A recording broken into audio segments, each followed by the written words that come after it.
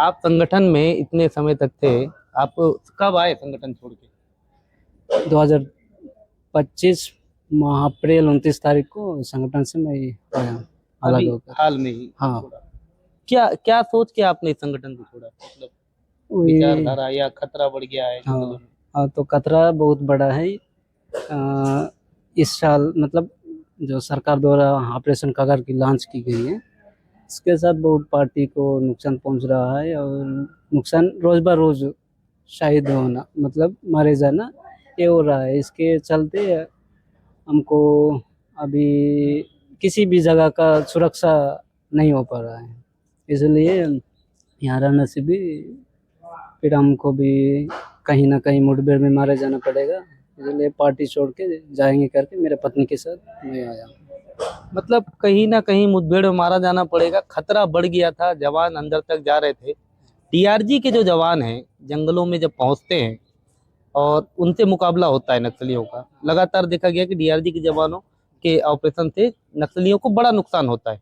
DRG के जवानों को लेकर बसवा राजू किस तरीके की चर्चा करता था? वही डीआरजी को लेकर इस फोर्स के खिलाफ किस तरह का लड़ाई लड़ना और किस तरह का मतलब कार्यनीति बनाना इस तरह का तो बोलते थे, मतलब अ, जंगल के हिसाब से और उनको एम्बुश लगाने के अलग अलग तरीके बूबी टप्पू में पछाना और कई अन्य एक्शन वगैरह करके मेन मेन मतलब डीआरजी में जो ज़्यादा जनता भी बोल रही है कि घमंडी दिखा रहे हैं। कुछ लोग फालतू फालतू में जनता को मारना पीटना ये सब कर रहे हैं ना, ऐसे वालों को पहले टारगेट करके मारना है, इस तरह का बताते हैं। इस तरीके का बताते हैं। हाँ, अभी जो जो मुठभेड़ हुई माड़ में, जिसमें जिनके साथ आप थे 3-4 साल तक, बसवा राजू मारे गए, 26 नक्सली मारे गए, वो सभी लोग आपके साथ के थे, आप सभी को हाँ, जानते थे? जानता हूँ, साथी है। तो दुख हुआ उनके मरने से? दुख तो हुआ है लेकिन फिर क्या करेंगे।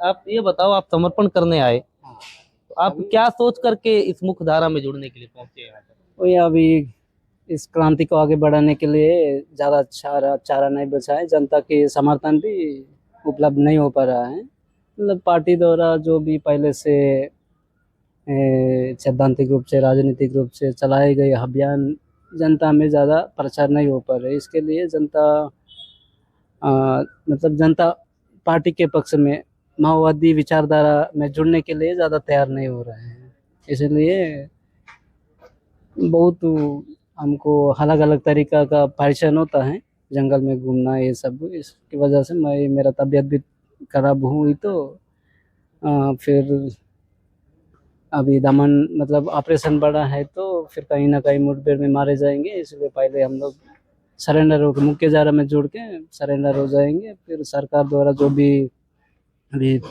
रेडियो हो या टीवी पेपर में सोशल मीडिया में प्रचार की जा रहे हैं अलग अलग तरीके का सुविधा देंगे, आत्मसमर्पण हो जाइए करके यही सोच कर हम लोग सरेंडर होने के लिए आए हैं सरकार की समर्पण नीति से प्रभावित होकर के आप जंगल में थे, आप कार्बाइन हथियार पकड़ते थे। कितनी बार आपने पुलिस के साथ मुठभेड़ की, और उस मुठभेड़ में क्या क्या हुआ, कुछ बताइए।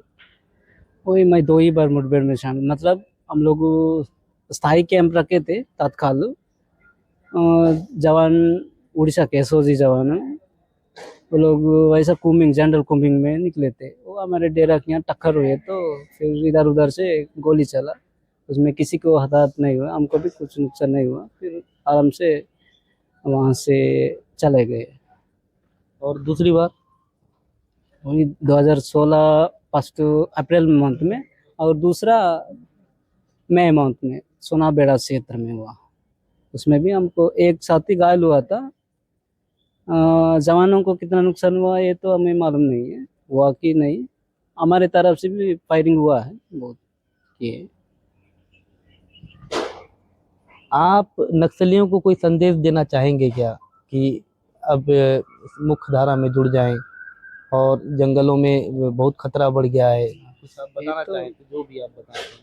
वही संदेश मेरा यही है कि बाकी लोग भी धीरे धीरे समर्थन मतलब आत्मसमर्पण हो जाने से ही ठीक है, क्योंकि कहीं भी अभी जगह सुरक्षित नहीं है बचने के लिए, यही चाहता हूँ। लगातार ये संगठन में थे और ये अपील भी कर रहे हैं कि अब कोई भी ऐसा इलाका नक्सलियों के लिए महफूज नहीं बचा है।